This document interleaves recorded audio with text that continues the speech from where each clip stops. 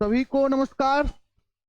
तो आज का जो क्लास है वो लाइव नहीं है, रिकॉर्डेड वीडियो है। रिकॉर्डेड वीडियो इसलिए शूट कर रहे हैं क्योंकि आज कुछ काम है और स्वास्थ्य भी ठीक नहीं है। तो हम लोग सामान्य हिंदी का 2 डिस्क्रिप्टिव वीडियो शूट कर चुके हैं।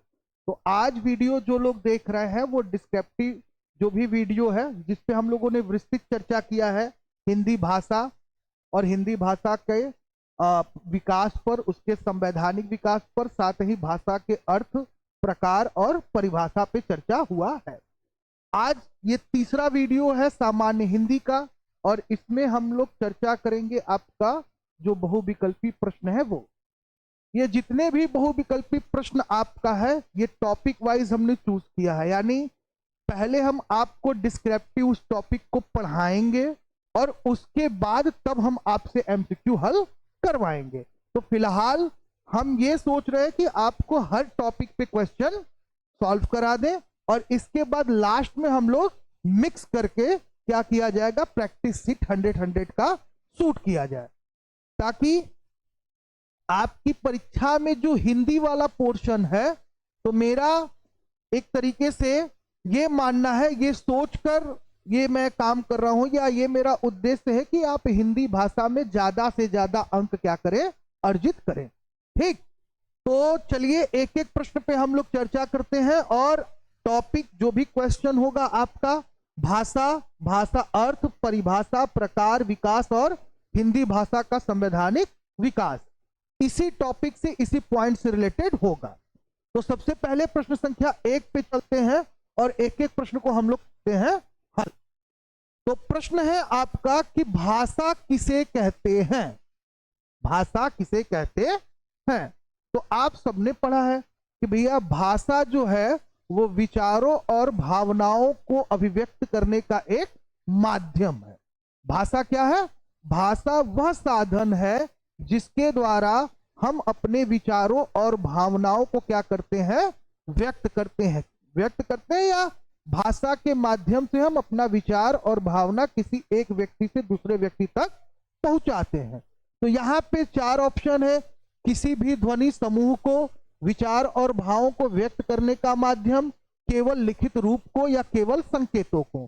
तो हम लोग का ऑप्शन नंबर जो बी है वो क्या हो जाएगा, सही हो जाएगा, क्योंकि भाषा क्या है, तो भाषा क्या है आपका विचारों और भावनाओं को व्यक्त करने का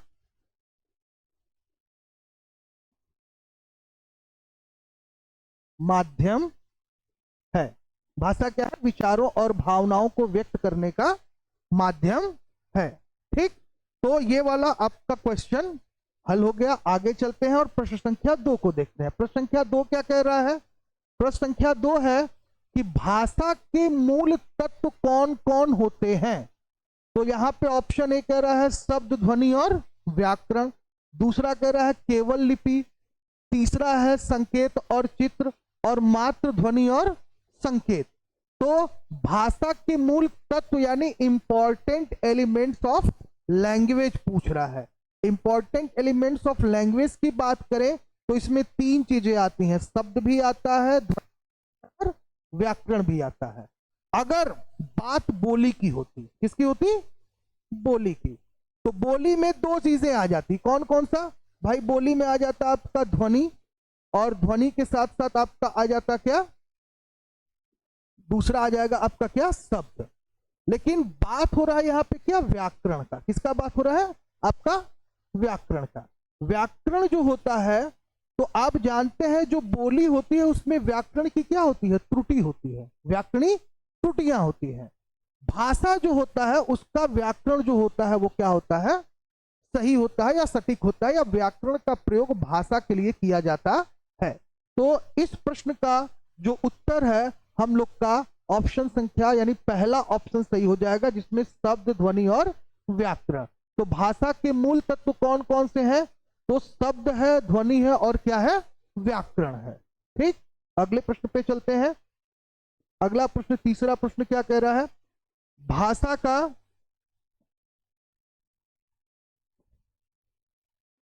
भाषा का विकास मुख्य रूप से किस प्रक्रिया के माध्यम हुई? भाषा का विकास मुख्य रूप से किस प्रक्रिया के माध्यम से हुआ?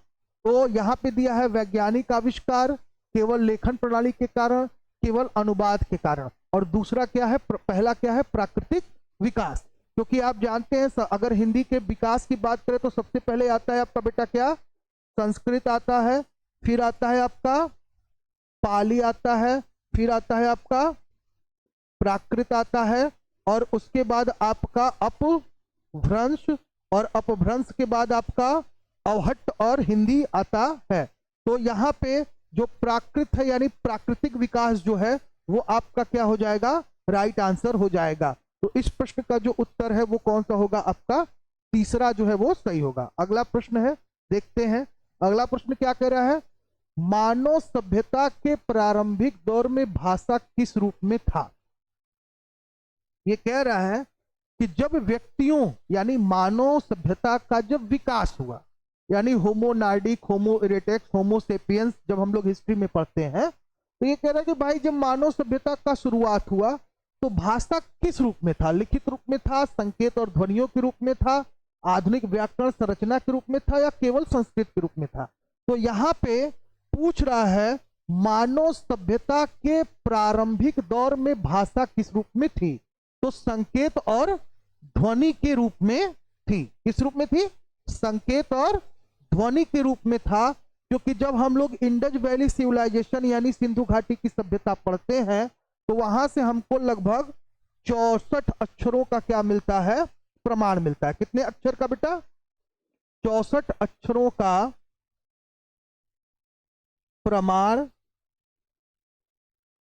मिलता है। और इस 64 अक्षरों में बात करें तो यू टाइप के जो अक्षर हैं वो सबसे अधिक मिले हैं।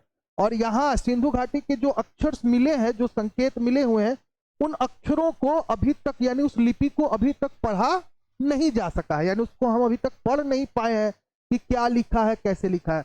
हालांकि ये कहा जाता है कि इन लिपियों का जो मिलता जुलता स्वरूप है वो मेसोपोटामिया और मिस्र की सभ्यता से मिलता जुलता है। ठीक, तो यहाँ पे पहली बात करें तो मानव सभ्यता के प्रारंभिक दौर में भाषा किस रूप में था? तो संकेत और ध्वनियों के रूप में, संकेत और ध्वनियों के रूप में क्या था, प्रचलित था। आगे चलते हैं और प्रश्न संख्या 5 को देखते हैं। 5वें प्रश्न का उत्तर सभी लोग दीजिए। जितने लोग क्लास कर चुके हैं, जो पहला और दूसरा क्लास कर चुके हैं, वो बताएं भाषा को मुख्य रूप से कितने प्रकारों में विभाजित किया जाता है? भाषा को मुख्य रूप से कितने भागों में विभाजित किया गया है? भाषा को मुख्य रूप से विभाजित किया गया है 2 में। आप भूल जाते हैं, एक तो है भैया क्या, वर्बल है, दूसरा क्या है आपका, नॉन वर्बल। क्या है? एक तो आपका, अब नॉन वर्बल की बात करें तो नॉन वर्बल में 2 आ जाता है। एक क्या आ जाता है, लिखित आ जाता है। क्या आ जाता है बेटा? लिखित आ जाता है। और दूसरा आ जाता है आपका क्या, तो सांकेतिक आ जाता है। क्या आ जाता है? सांकेतिक आ जाता है। वर्बल की बात करें तो वर्बल में क्या आ जाता है, सीधे सीधे आपका क्या आ जाता है, बोली आ जाती है। ठीक, तो मूल रूप से अगर देखा जाए तो 2 ही है। नॉन वर्बल को हम 2 पार्ट्स में डिवाइड कर देते हैं, तो यहाँ पे मुख्य रूप से देखा जाए तो 2 ही है। ठीक, कई बार कई किताबों में दिया रहता है कि मौखिक है, लिखित है और सांकेतिक है, 3 है। कई किताबों में ये भी दिया रहता है, तो ये ऑप्शन पे डिपेंड करता है। लेकिन सही रूप से अगर देखा जाए तो ये 2 ही है, वर्बल और नॉन वर्बल। नॉन वर्बल की बात करें तो लिखित और सांकेतिक। ठीक, लिखित मतलब जिनको हम क्या करते हैं, लिखते हैं। सांकेतिक मतलब संकेतों के माध्यम से भी, संकेतों के माध्यम से भी विचारों और भावनाओं का आदान प्रदान होता है। गाना सुने हैं ना, कभी अखियां मिलाऊं कभी अखियां चुराऊं, क्या तूने किया जादू। सुने हो कि नहीं तुम लोग? सुने हो ना? तो अखियां मिलाऊं अखियां चुराऊं मतलब ये क्या चल रहा है, नजर के सामने जिगर के पास है?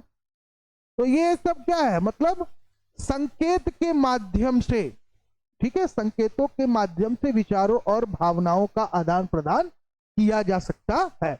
बॉलीवुड ने संकेतों पर बहुत सारा गाना बनाया है, तेरे मस्त मस्त दो नैन, ठीक, बहुत सारा है। तो यहां पे केवल दो ही आपका क्या होगा, होगा, ठीक। आगे चलते हैं और प्रश्न संख्या 6 को देखते हैं। सबको समझ में आ रहा है? जितने लोग क्लास किए हैं हमें लग रहा है आराम से इसको हल कर पा रहे होंगे। दिया है 6वां प्रश्न, निम्नलिखित में से कौन सी मौखिक भाषा का उदाहरण है? मौखिक मतलब वर्बल। तो हमें इस पॉइंट्स में से ये चूज करना है कि भाई कौन सा ऐसा ऑप्शन है जो क्या कर रहा है, वर्बल का अच्छा खासा एग्जाम्पल है। तो संकेत और संचार नॉन वर्बल है, संकेत क्या है, नॉन वर्बल है। पत्र लेखन भी क्या है, नॉन वर्बल है।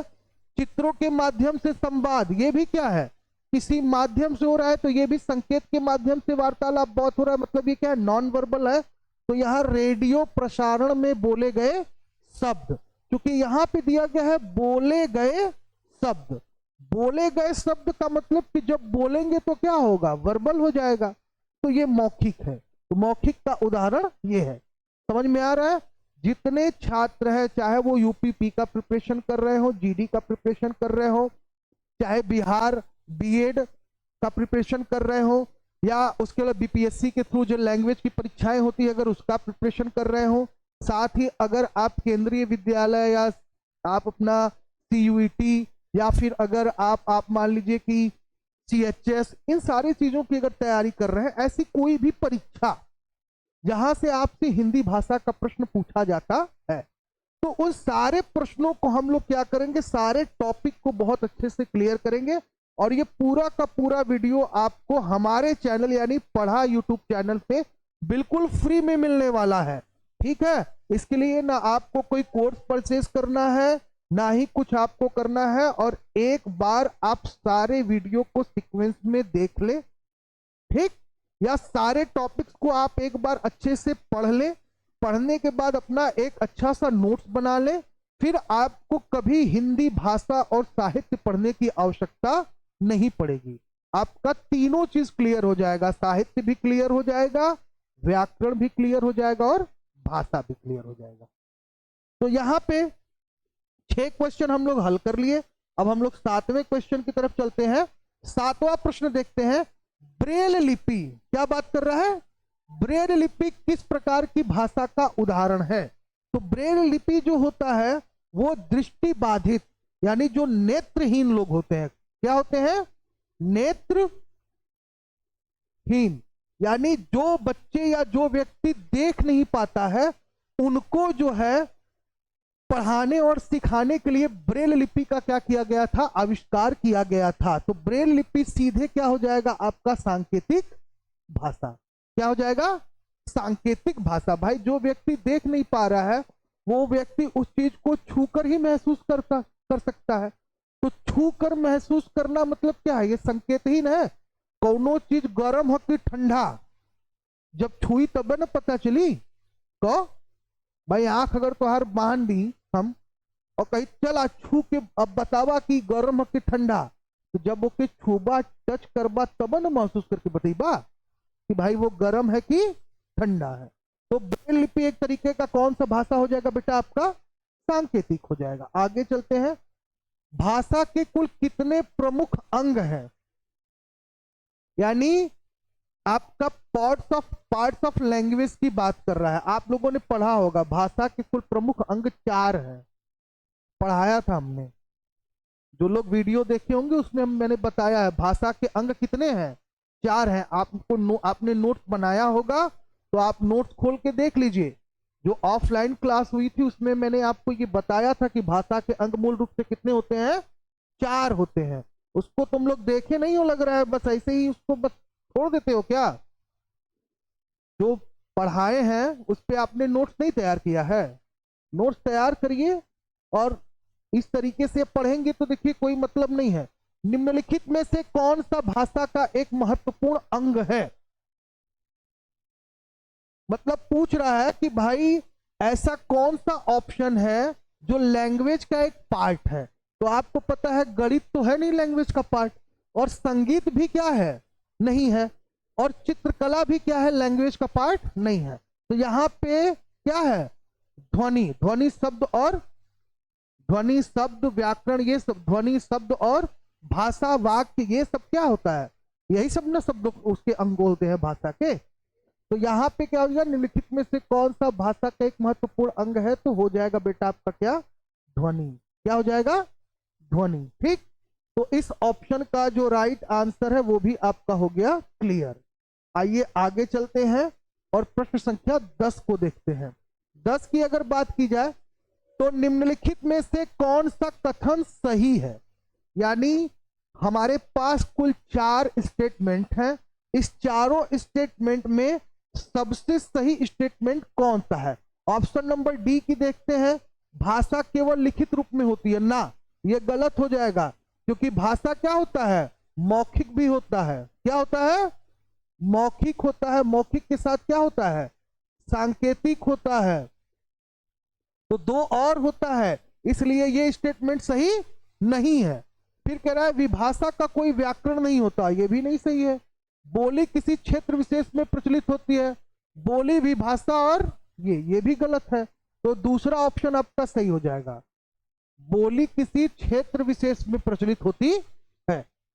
भाषा, और हम आपको पहले वाले वीडियो में पढ़ाए हैं भाषा और बोली में क्या अंतर है, भाषा और विभाषा में क्या अंतर है, और बोली और विभाषा में क्या अंतर है। ये जो लोग वीडियो आज का देख रहे हैं क्वेश्चन वाला, वो डिस्क्रिप्टिव वीडियो एक बार जरूर देख लें, आप आराम से ऐसे प्रश्नों को हल कर पाएंगे उस वीडियो को देखने के बाद। भारत की राजभाषा कौन सी है, तो राजभाषा क्या है, हिंदी। भारत की राजभाषा क्या है, हिंदी है। ठीक, 14 सितंबर 1949 को इसको क्या किया गया था, राजभाषा का दर्जा प्रदान किया गया था। चलिए आगे चलते हैं। पहला क्या है, अगला क्या है भाई, राष्ट्रभाषा और राजभाषा में क्या अंतर होता है। दोनों समान होते हैं, बिल्कुल नहीं। राष्ट्रभाषा पूरे देश में मान्य होता है, जबकि राजभाषा एक प्रकार का प्रशासनिक कार्य के लिए होता है। राष्ट्रभाषा केवल संविधान में मान्य होता है, ऐसा कुछ भी नहीं है। राजभाषा का कोई आधिकारिक दर्जा नहीं होता, यह भी बिल्कुल नहीं है। तो हमारा ऑप्शन नंबर बी क्या हो जाएगा, सही हो जाएगा, क्योंकि राष्ट्रभाषा जो होता है वो पूरे देश में मान्य होता है, जबकि राजभाषा प्रशासनिक कार्यों के लिए होती है। तो हमारे यहाँ प्रशासनिक कार्य 2 लैंग्वेज में होता है। किसमें किसमें होता है बेटा, एक तो होता है हमारा हिंदी में, और दूसरा होता है हमारा इंग्लिश में। ठीक है, 2 भाषा में हमारे प्रशासनिक कार्य संपादित होते हैं। तो यहाँ पे ऑप्शन नंबर जो बी है वो आपका क्या हो जाएगा, सही आंसर हो जाएगा। ठीक, कोई ऐसा क्वेश्चन नहीं है जो आपको पढ़ाया न गया हो, सब कुछ आपको जो पढ़ाया गया है उसी में से आपसे पूछा जा रहा है, अलग कुछ भी नहीं है। किस राज्य की आधिकारिक भाषा को, या किसी राज्य की आधिकारिक भाषा को क्या कहा जाता है, बताइए। राष्ट्रभाषा, राजभाषा, राज्यभाषा, मातृभाषा। बात कर रहा है राज्य की आधिकारिक भाषा, तो राज्य की आधिकारिक भाषा को हम कहेंगे क्या, राजभाषा। क्या कहेंगे, राजभाषा।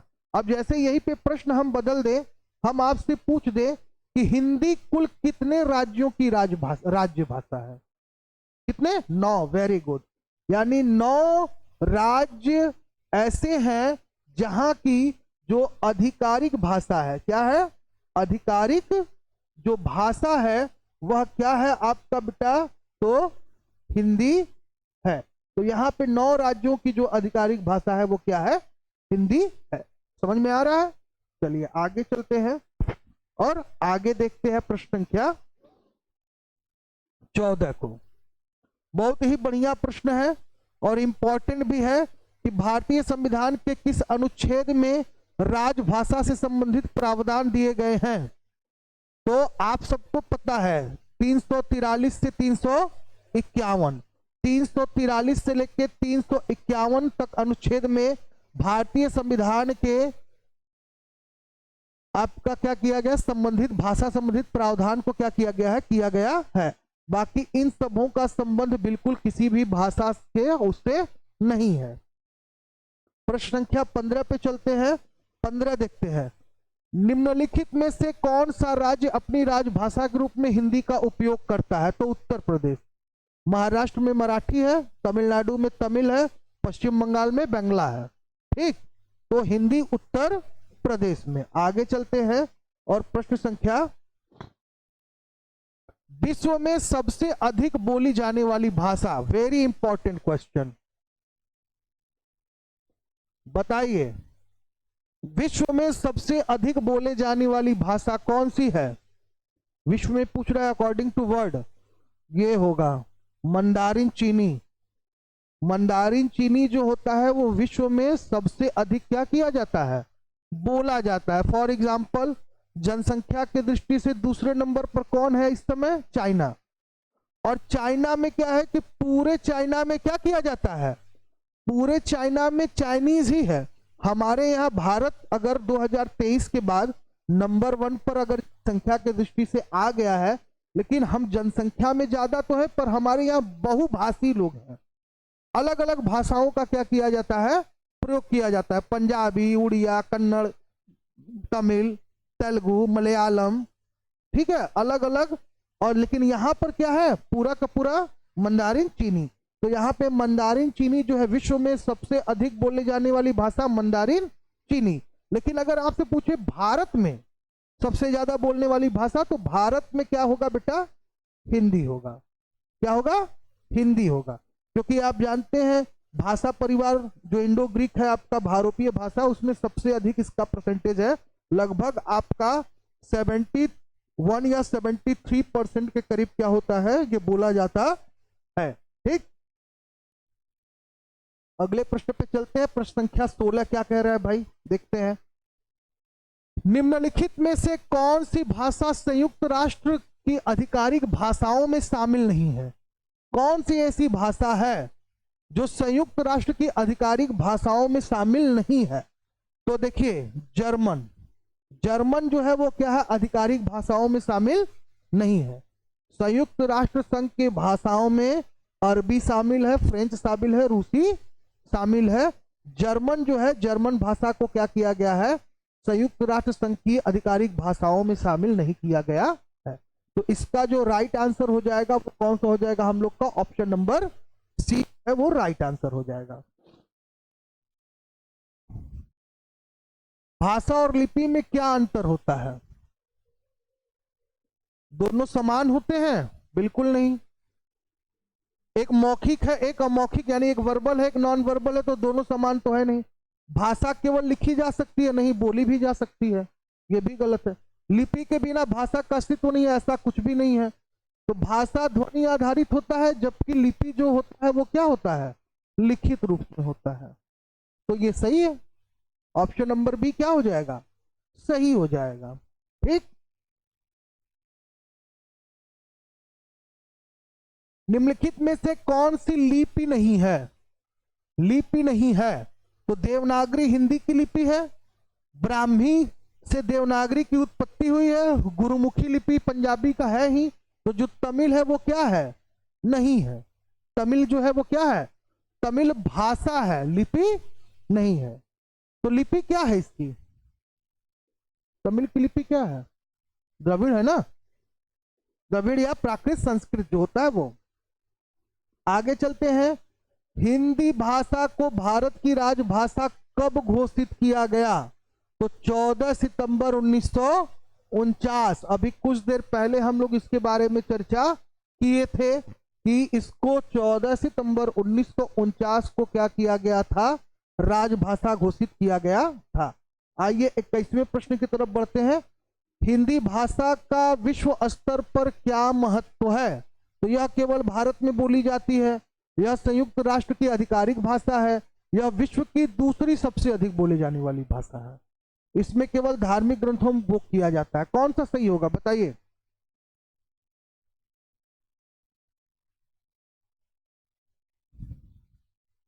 फट से आप बताइए।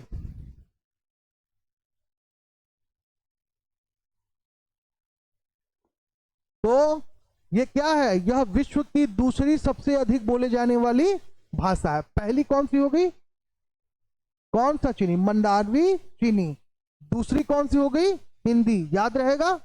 ठीक है, आगे चलते हैं, अगले प्रश्न को देखते हैं। क्या है भाई?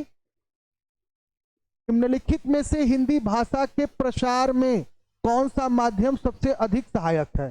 केवल पुस्तक के माध्यम से ना, केवल स्कूलों में पढ़ाकर बिल्कुल ना, केवल धार्मिक आयोजन के माध्यम से ना, टेलीविजन और सिनेमा। टेलीविजन और सिनेमा से हम क्या कर सकते हैं? इसका प्रचार प्रसार सबसे अधिक हो सकता है। आप देख ही रहे हैं आजकल साउथ की भी फिल्में हिंदी में डब हो रही हैं, ठीक? तो हिंदी का प्रचार प्रसार इसके माध्यम से सबसे अधिक हो सकता है। हिंदी शब्द की उत्पत्ति किस भाषा से हुई है? बहुत बढ़िया प्रश्न है, सोच समझ के उत्तर दीजिएगा, घबराइएगा मत, क्योंकि ये पूछ रहा है बड़ा दिमाग, एग्जामिनर बहुत दिमाग लगा के पूछा है। तो होगा बेटा फारसी, क्योंकि फारसियों ने ही क्या किया था? सिंध से हिंद का क्या किया? कॉन्सेप्ट निकाला, और मध्यकाल में हिंदी को हिंदवी कही गई। तो ये फारसी से निकला हुआ शब्द है। पूछ क्या रहा है आप देखिए, यही समझिएगा, यही एग्जामिनर क्या करता है, आपको कंफ्यूज करता है। कंफ्यूज क्या कर रहा है? हिंदी शब्द की उत्पत्ति, भाषा की नहीं।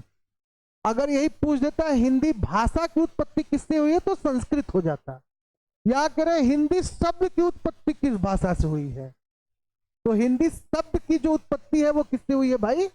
फारसी यानी ईरानी यानी पारसी से। बुझाइल?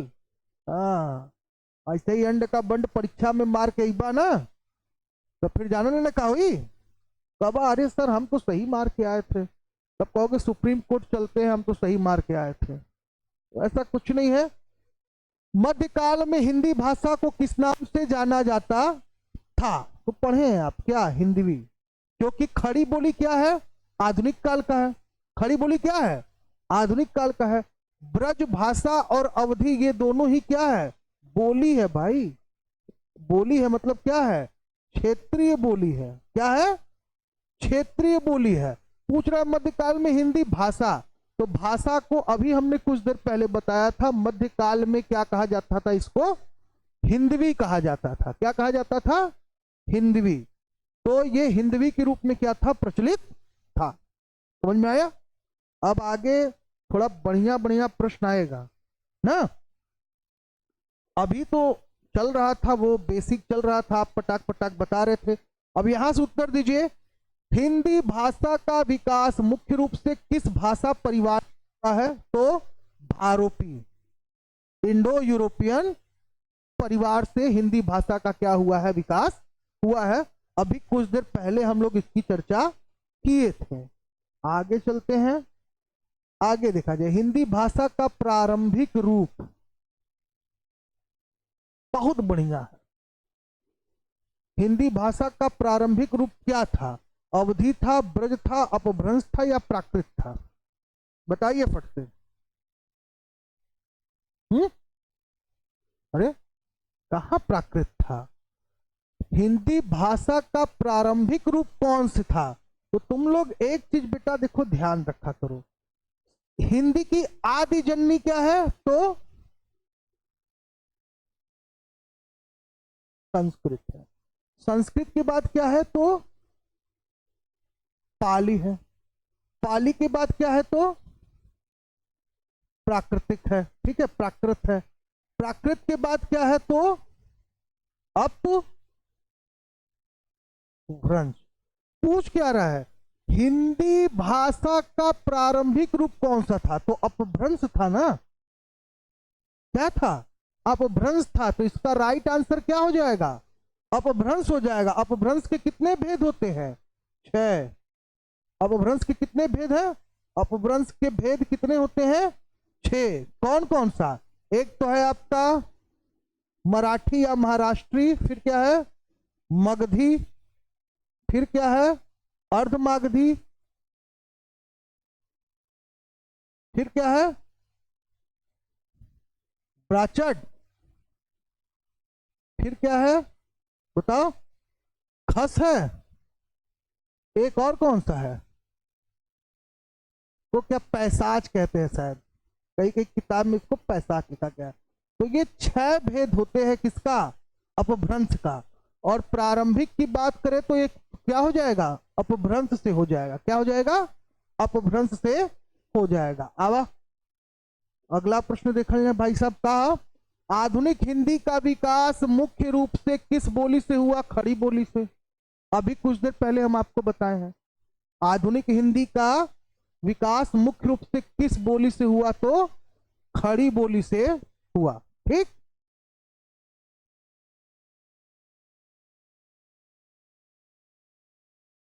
हिंदी शब्द की उत्पत्ति किससे हुई,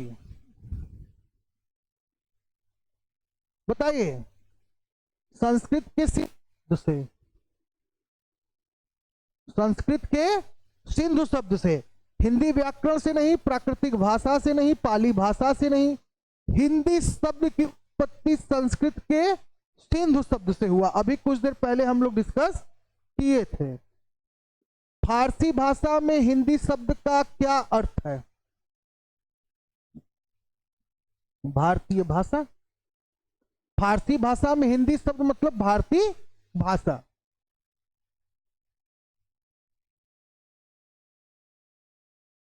ये तो हो चुका है, हिंदी नाम से जानते थे।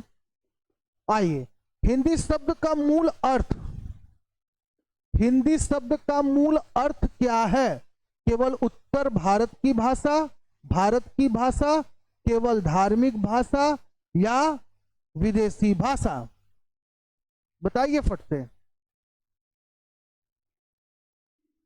भारत की भाषा।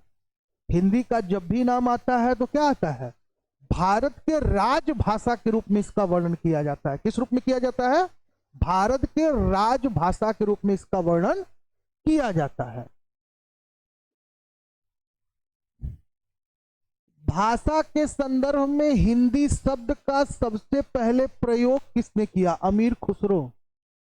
किसने किया था, अमीर खुसरो ने। क्योंकि पाणिनि ने क्या लिखा है, पाणिनि का व्याकरण ग्रंथ है जिसका नाम है बेटा अष्टध्यायी। क्या नाम है, अष्टध्यायी।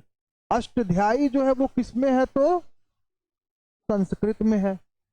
अब बात करते हैं हम कालिदास की। कालिदास की बात करें तो ये किस काल में थे बेटा, तो गुप्त काल में। किस काल में थे, गुप्त काल में। और इनकी ज्यादातर जो रचनाएं हैं वो किस में है, संस्कृत में है। अब बात करते हैं तुलसीदास की। तुलसीदास की बात करें तो ये कब थे, तो मध्यकाल में। कब थे, मध्यकाल में। भारत में कब थे, मध्यकाल में। मध्यकाल की बात करें तो इनकी जो भाषा थी वो क्या थी, अवधी थी। क्या थी, अवधी। पूछ रहा है भाषा के संदर्भ में हिंदी शब्द का सबसे पहले प्रयोग किसने किया, तो अमीर खुसरो ने। किसने किया, खुसरो की पहेली, आशिकाना, इसकी कई सारी रचनाएं हैं। ठीक, 32वां प्रश्न देखते हैं हम लोग क्या है। मध्यकाल में हिंदी भाषा को किस नाम से जाना जाता था, हिंदवी। जान ही रहे हैं आप लोग को, हिंदुस्तानी शब्द हो ही चुका, ये तो हो चुका है ना सिंधु शब्द से। अच्छा हाँ, ये प्रश्न देख लेते हैं, ये इंपॉर्टेंट प्रश्न है। हिंदुस्तानी शब्द की उत्पत्ति किससे हुई है, तो संस्कृत के सिंधु से भी हुआ है, सही है। फारसी के हिंद शब्द से भी हुआ है और तुर्क के स्थान शब्द से भी हुआ है। उपरोक्त सभी। हिंदुस्तान शब्द पूछ रहा है, हिंदुस्तान तो सिंधु से हिंदू, और सिंध से हिंद, तुर्क से स्थान, तो क्या हो गया, हिंदुस्तान या हिंदुस्तान। तो उपरोक्त सभी। बहुत अच्छा क्वेश्चन था। आइए अब बहुत बढ़िया बढ़िया क्वेश्चन हल किया जाएगा जो आपके परीक्षा के दृष्टिकोण से बहुत ही महत्वपूर्ण है। भारतीय संविधान के किस अनुच्छेद में हिंदी को भारत की राजभाषा घोषित किया गया,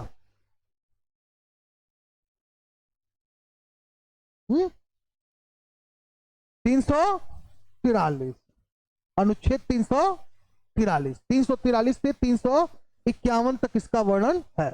आइए अगले प्रश्न को देखते हैं हम लोग क्या कह रहा है। संविधान के किस अनुच्छेद में राजभाषा से संबंधित आयोग और समिति के गठन का उल्लेख किया गया है 44। किसमें किया गया है? 44 में। 344 में ही आयोग और समिति के गठन की बात की गई है। एक बार देख लिया जाए 36वां प्रश्न, शायद डाउट है। हाँ सही है, आयोग का उल्लेख सही है, सही है। आगे चलते हैं। 37वां प्रश्न देखा जाता है। 37वां प्रश्न आपका क्या है? भारतीय संविधान का कौन सा अनुच्छेद राज्य सरकार को अपनी क्षेत्रीय भाषा चुनने का अधिकार देता है? 45। अनुच्छेद 345 जो है वो क्या करता है? भारतीय संविधान का कौन सा राज्य सरकार को अपनी भाषा क्षेत्र चुनने का अधिकार देता है? किसको देता है? 45 में। आगे चलते हैं।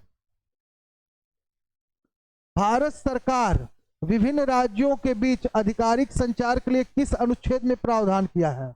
45 की 46 बताओ।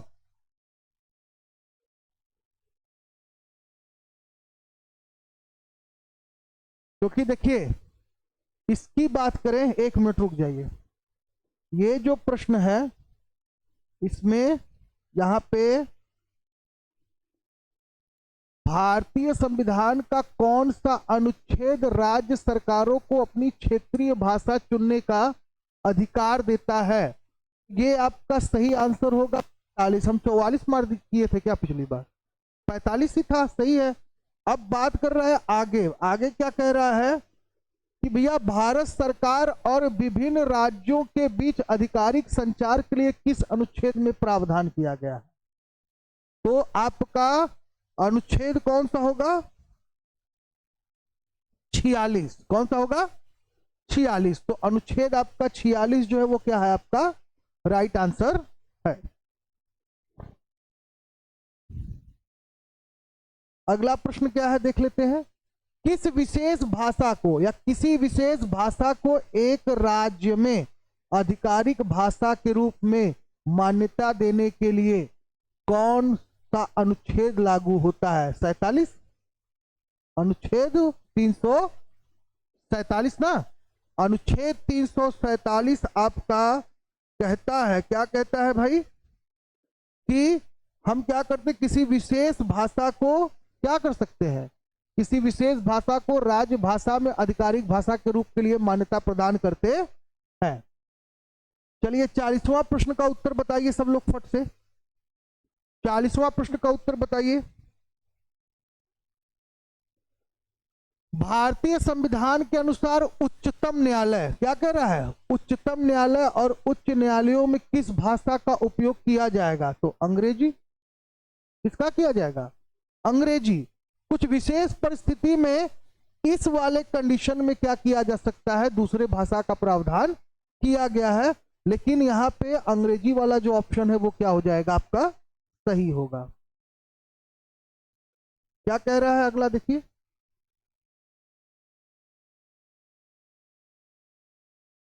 भारतीय संविधान में हिंदी भाषा के विकास और प्रचार प्रसार से संबंधित अनुच्छेद कौन सा है? 51। 51 ही होगा ना। 43, 44, 49 तो हो गया। तो क्या आप कह रहा है कि संविधान में किस अनुच्छेद में प्रावधान है? क्या कह रहा है अगला देखिए प्रश्न देखिए। 51 ही होगा ना। भारतीय हिंदी भाषा के विकास और प्रचार प्रसार के लिए जो भाषा आयोग का गठन, राष्ट्रपति का अनुशंसा, ये सब हम लोग पढ़े तो किसमें था? आपका अनुच्छेद 51 में। आगे चलते हैं। आगे देखा जाता है अगला प्रश्न क्या है। संसद को किसी भाषा के उपयोग को नियंत्रित करने का, प्रतिबंध करने का अधिकार किस अनुच्छेद में किया गया? अनुच्छेद 350 में। 350 में संसद को किसी भाषा के उपयोग को नियंत्रित करने या प्रतिबंध करने का अधिकार क्या किया गया? दिया गया। तो इसका सही आंसर क्या हो जाएगा? 350।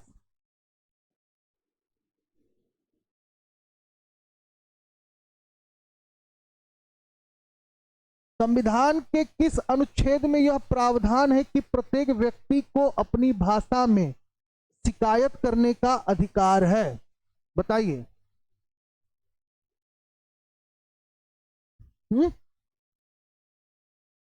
ये देखिए, एक मिनट, अगला जो ये वाला जो प्रश्न था इसमें क्या है, यही देखिए गलत हो गया है। संसद को किसी भाषा के उपयोग को नियंत्रित करने या प्रतिबंधित करने का जो अधिकार है वो है आपका 349 में, 50 में नहीं रहेगा। ठीक है, ये क्या रहेगा, 50 वाला जो हल किए हैं वो गलत है, ये वाला सही होगा 349 में।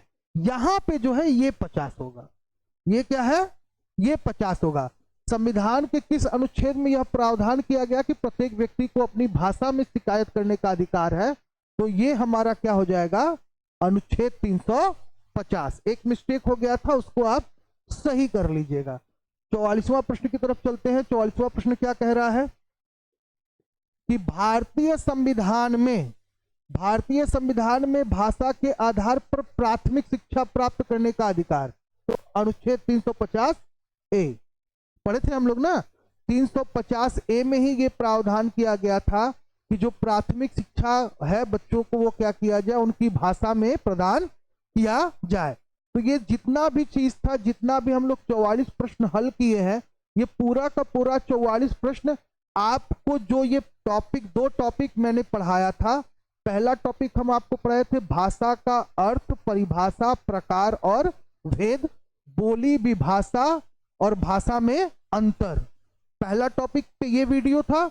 दूसरे टॉपिक पर हिंदी भाषा की उत्पत्ति, हिंदी भाषा का विकास और हिंदी के आवश्यक तत्व और हिंदी भाषा का संवैधानिक विकास। तो ये 2 टॉपिक का पूरा क्या था, एमसीक्यू प्रश्न था। तो यहां तक हम लोग का भाषा वाला जो पार्ट था वो हो गया क्लियर। अब अगले वीडियो में हम लोग डिस्कस करेंगे क्या, हिंदी साहित्य के बारे में। किसके बारे में, हिंदी साहित्य के बारे में।